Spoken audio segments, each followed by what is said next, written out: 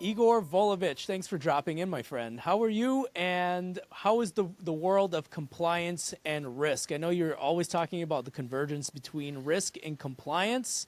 And also, for those who are just tuning in and have never met Igor before, Igor is one of the best security strategists that I've ever met. And he is just full on in this space of compliance and risk. And so they do a thing called compliance therapy. So tell us what's new in compliance therapy. And I know you've got an update on SolarWinds. Let's hear it. All right. Well, Josh, thanks for having me back again. And of course, I'm humbled by that great introduction. Thank you. I try to live up to the hype.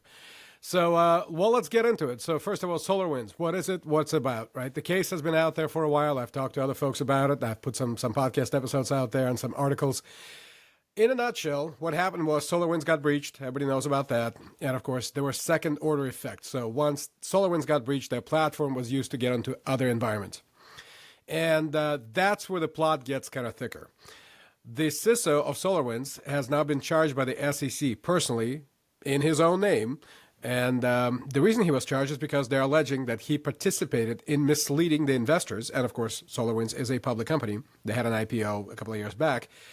That he misled the public and the investors particularly about the state of security controls, not only before the breach, but also after the breach. And so before we go any further, I just want to put it out there.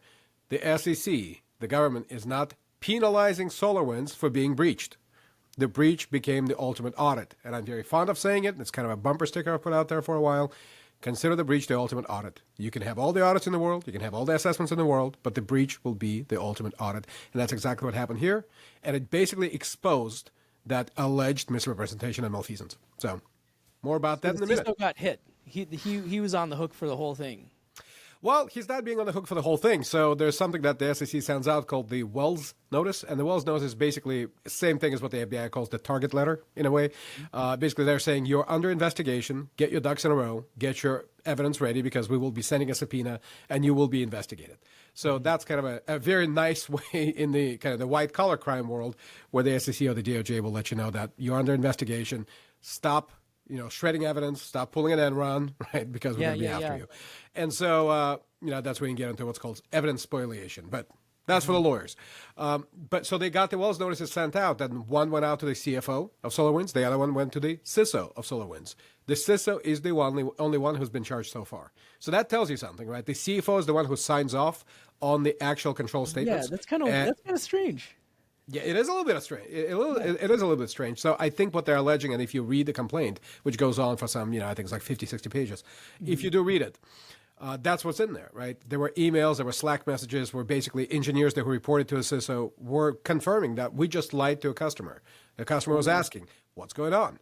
Is the platform breached? Do we need to worry? And they're telling, no, we got it, right? So, and then very next second, they sign off with the client, and there's an internal Slack message saying, hey, we just lied to this client. And this happened ad infinitum.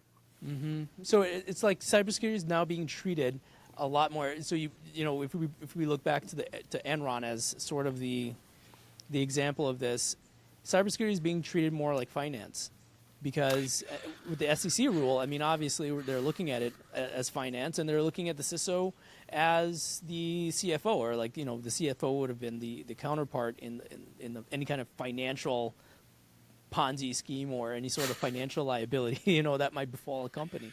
Well, it's a funny thing to say, right? So, and this is something that, a lot of folks in the cybersecurity arena don't necessarily understand, right? Especially kind of more the technical practitioners.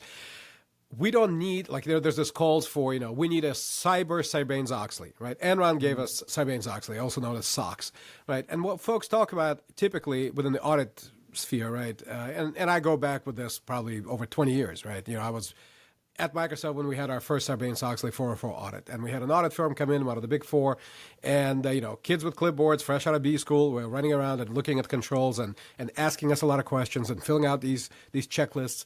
And that was the first year. The second year, they were a lot better, a lot more in-depth. Folks kind of figured out how to do 404 controls audits. 404 controls, basically, these are internal general controls. Cybersecurity controls are included within IT general controls, right? So we don't need a Sybanes Oxley for cyber. We have it. It's called Sybanes Oxley. Okay. Yeah.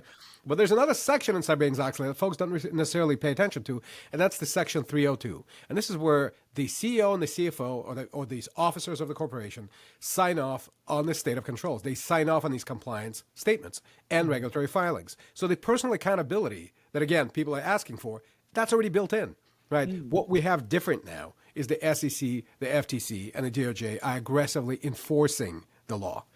Right? They have new rules, no doubt about that. But what they're really saying is we're going to become more strict. We're going to deploy more scrutiny against the public statements that you make, the regulatory filings that you make, and the contractual claims that you make. So if you tell a client that you have security in place and then you get breached, and as a consequence, your client gets breached, which is the perfect example, SolarWinds, right? That's exactly what happened. Then we're going to come after you. Right? It's not the fact that you got breached. It's the fact that you lied about the state of controls. It's the delta between what you have in hand and what you're telling people.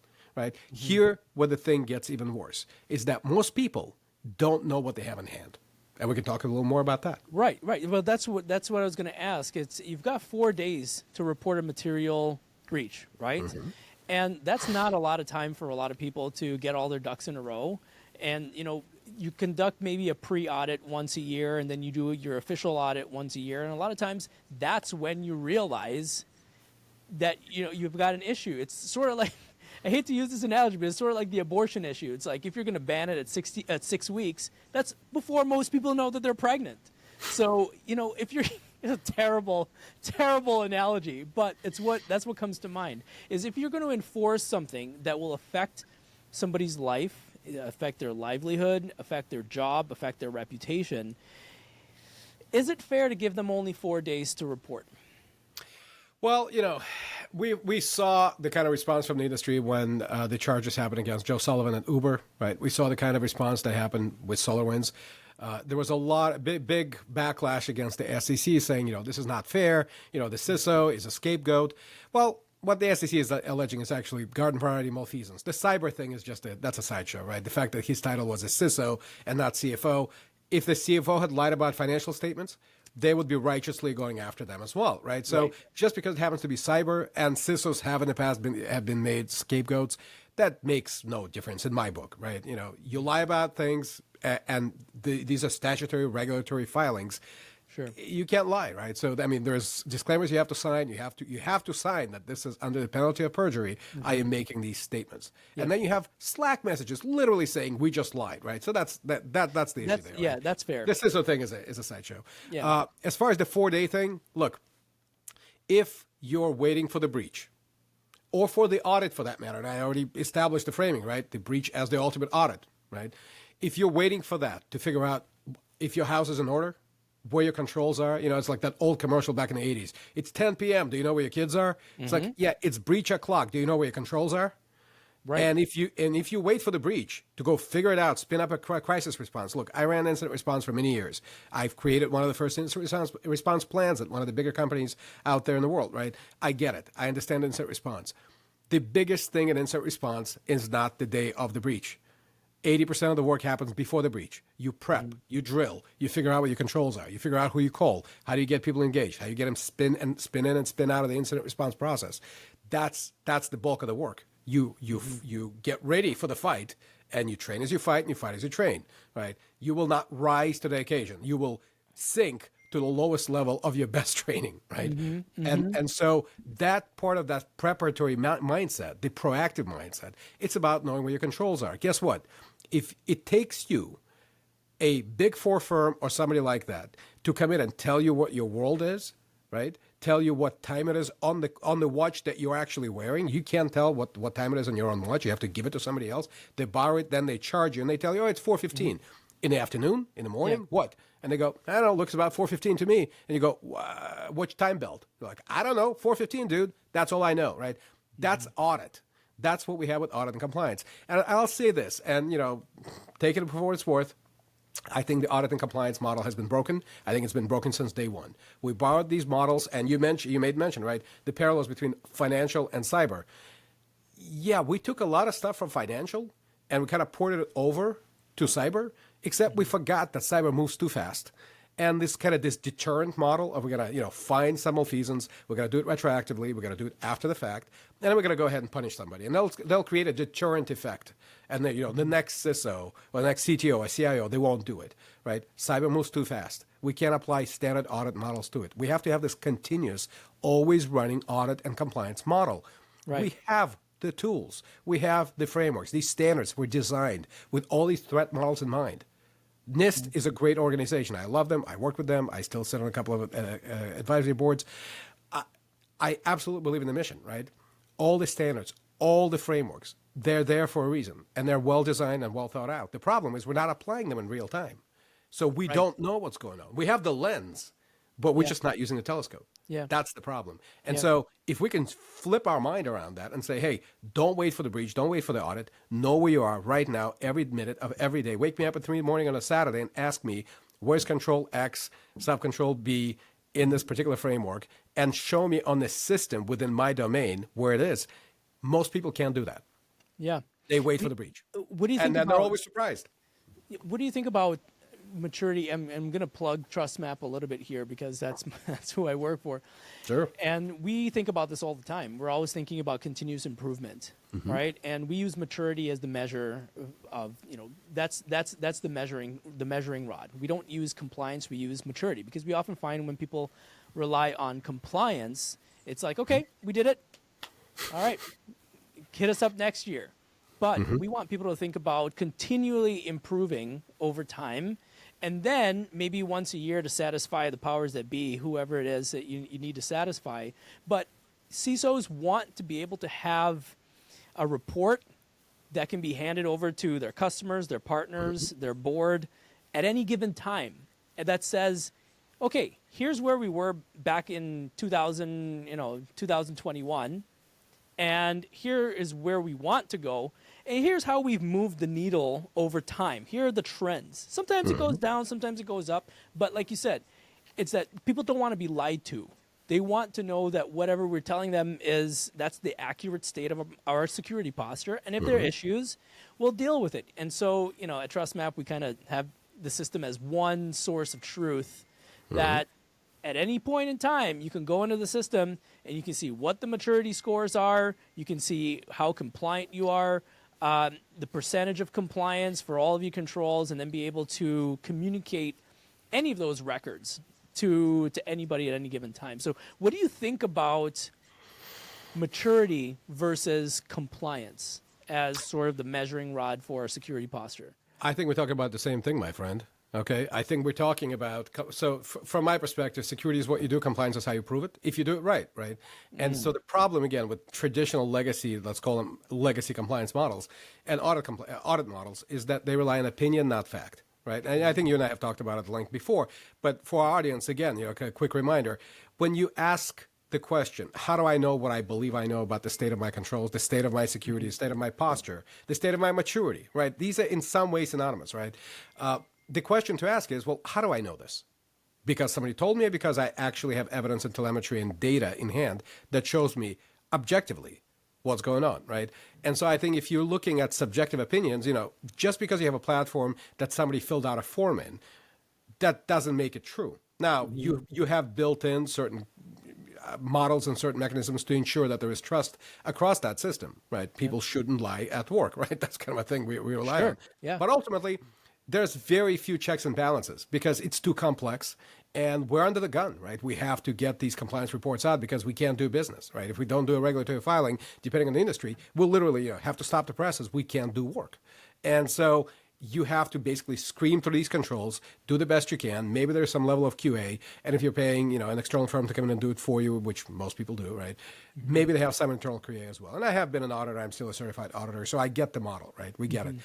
But when you kind of ask, you can get very deep in the weeds very quickly with compliance, right? It's very complex. Sure. But if you go macro, right, you kind of go strategic, 40, 50,000 foot view and just ask one question.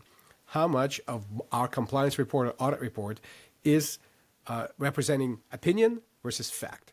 And ultimately, if you ask fact, you're asking for evidence, you're asking for telemetry, you're asking for system data, not somebody's opinion of same, right? So asking where this came from, it's an interesting eye-opener because folks invariably go, I didn't even think about it that way. I didn't even understand that my compliance report or my regulatory filing that is going to be scrutinized by the SEC, the FTC, the DOJ, the DOD, depending on who you do business with or which regime you fall under. It's going to be scrutinized the day after the breach. They will ask the question, hey, you have 5 years of clean reports. You have 5 years of regulatory filings that say we have no material deficiencies in our critical controls. Yep. That's the boilerplate Prove phrase. it. Put right? your money where your And mouth yet, is. here you are being breached. So what gives? Yeah. Right? And the thing that folks don't understand is that the audit can only see so much. You know, I've been to environments where we have 4,000 line of business applications. I'm on site for 3 weeks. You think I'm going to look at 4,000 line of business apps? No, we're going to do a sampling, right? And hopefully that's a representative sample. Who do I ask for the information about the sample? The client. So my knowledge, my ability to discern any level of credibility around that data is based ultimately on what they give me. And guess what? The first 10 pages of any compliance report is disclaimers about exactly that. Hey, this is based on what we were told. It's a limited scope, limited time. There's a scope around this thing, right? So we only see a subset of a subset of a subset of data, yet we try to approximate a risk picture for the entire enterprise. It's a probabilistic model of risk management. It's not evidence-based. So we've evolved, and forgive the lab coat, right? But we have evolved in medicine to evidence-based medicine, evidence-based treatment. It sounds like, what does that mean? Well, it means we actually are not shooting, kind of firing off into the dark and saying, hey, hope for the best, let's see if it works. No, we're looking at data. We're looking at clinical data. We're looking at experimental data. We're going through trials. We are pulling together data to inform decisions. And yet in cybersecurity risk, we still keep relying on audit and compliance to tell us where we are and not to make decisions about where to invest. And the entire thing is devoid of any meaning. And that's my big thesis. Oh, well said. I have a feeling you're going to die on that hill, and it's a hill that's worth dying on. I hope I'm not going to die on this hill. I hope you're not this gonna old die. I hope this hill gets destroyed and that we can evolve into something better. Some other right? hill. Yeah. Some other hill. Well, I mean, and it's a funny thing you mentioned hill. I've had this probably for the last 10 years. I've carried around this chart, and I've shown this chart to every client and every person I've ever talked to when they talk about compliance. And I say, great, do you know what a false peak is? And they go, yes, I do. Okay, you think you're climbing a peak, and then you get there, and turns out, no, there's a valley, and then there's another higher peak. You've been looking at the wrong peak. And so that's compliance, right? You can reach compliance and still be insecure. That's where a lot of folks are fond. They feel like they're being very strategic when they say this, kind of throw this off the cuff. Compliance is not security, and security is not compliance. I couldn't agree more, right? And I am the head of compliance strategy for CUMULAS, a compliance automation vendor, right? And I'm the first to admit compliance is not security. But then we have to dig in why. We have to deconstruct. We have to understand. We have to dig into why it's not. And the only reason it's not is because compliance is great. It's a wonderful measuring stick of maturity, of your posture. It tells you how well you're doing on security. If only you're applying it real time, which means on the same time scale as security. Security operates in real time. Compliance, 3-year cycles in federal, absolutely. Right. So you look at the time horizon. In security, we're looking at days, right? Maybe. I mean, sure, some stuff you want to look at some persistent threats, that might go back months or years. But ultimately, we're operating in the real time. In compliance, we're 3 years behind the ball. How are you going to manage risk doing that, right? So we need to converge on the time scale first. And that's when you start asking questions about compliance automation. You start asking questions about where does my compliance data come from? How much of that can I automate? Can it be end-to-end? Another thing to understand is most folks who say compliance automation don't actually mean it.